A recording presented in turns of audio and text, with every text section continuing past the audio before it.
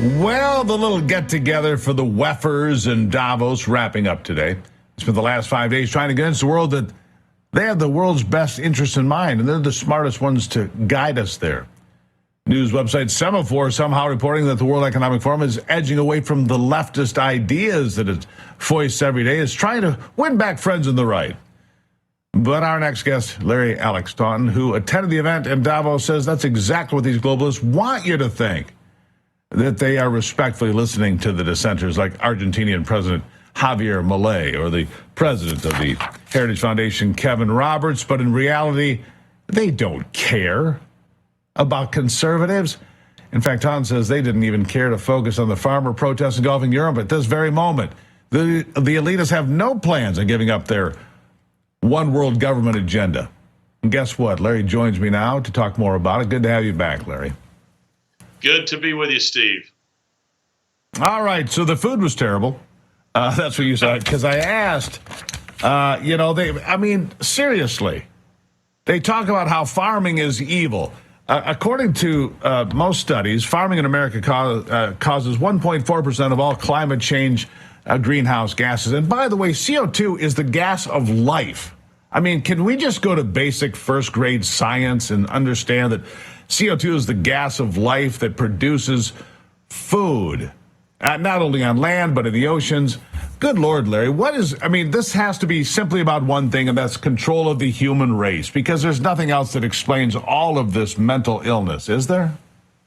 You know, I think that the WEF, this 1 week of the year, from all their bloviating, produces more greenhouse gas than all of the cattle flatulence in the world. I mean, it's really quite astonishing. I mean, we're talking about what the WEF is, what I call the HOA from hell. I mean, these are individuals who are quite certain that it is there, to quote John Kerry, extraterrestrial mission to tell the rest of us how to live our lives. I think John Kerry is proof that aliens fornicated with human beings, but I digress. I think that he's living proof. I saw Rebel News, by the way, Larry, try to ask John Kerry on the point you just made. What is the carbon footprint of all of you folks coming to Davos every year? What is it? And Kerry's response is, "Well, that's a stupid question." No, I think that's a pretty valuable question. What is it with all your Gulfstream 400s and Gulfstream 550s and the helicopters and all of the things that come into Davos, Switzerland? What is the carbon footprint? I mean, that's a valid question, is it not? Well, I think it's a very valid question. And listen, if I had a Gulfstream or you had one, we would use it. I mean, my heavens, all the flying around that I'm doing right now on this particular trip, if I could do it private, I certainly would. The problem is that these are people who say you shouldn't be doing that because it's damaging to the environment, and yet they go right out there and do it themselves. They see themselves as above any laws, as an exception to any rules, even the rules that they would enforce on the rest of us. Let me assure you, Larry, if I have a Gulfstream 550, I'm not flying to Davos. I'm going to like New Zealand or Fiji or something this time of the year where the weather's really nice. I'm not going to those stuff suits pontificating about they want to get rid of farming to save the world and feed the planet. And there was another guy, you might have heard this guy, saying, well, it's all stuff suit, he's all serious. The planet can only support about 1 billion, maybe 2 billion people. Well, what exactly are you advocating? And my advice to these folks is, you know what, if that's truly what you believe, don't eat, ever. And that will solve part of the problem. If these people would stop eating themselves, their carbon footprint would go away, Larry. So I applaud their initiative, and I'm supporting their effort in that way. What do you say? Well, the person you're talking about is Dr. Dennis Meadows, and his book, Limits to Growth, forms kind of the holy writ of this godless organization. And Meadows himself has said that he hopes that we can, and I quote him, peacefully reduce the global population by about 6 to 7 billion people. I mean, this is really astonishing stuff that these people say. I mean, do they actually listen to themselves? Yeah, Larry, if you don't mind, could you just starve to death quietly, please? Would you stop that moaning? It's very distracting. Good Lord. Here's the problem with this premise.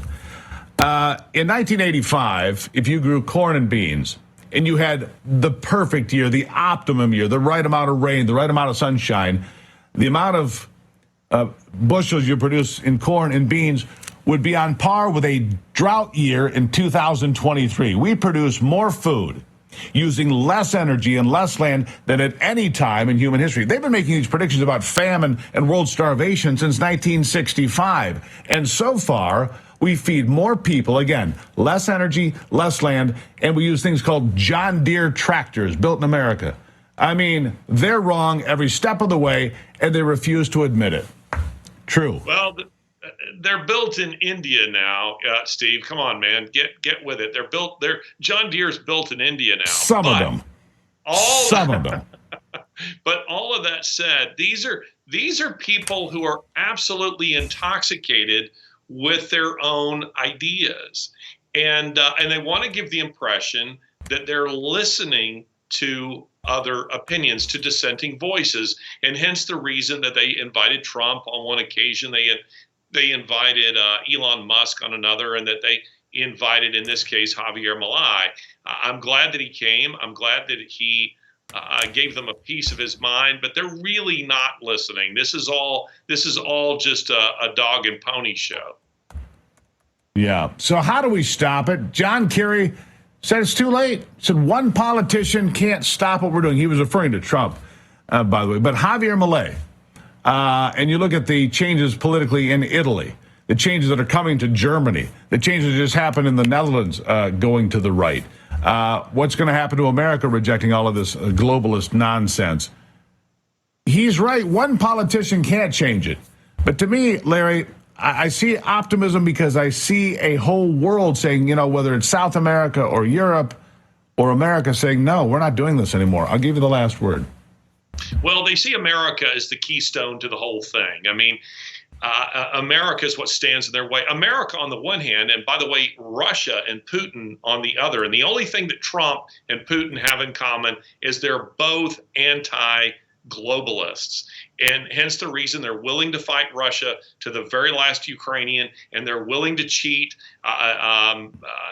log all kinds of indictments against Trump, and even try to create an atmosphere for a potential assassination. That's how desperate they are. Yeah, that's how desperate they are. And by the way, you're right, Larry. John Deere not made in America.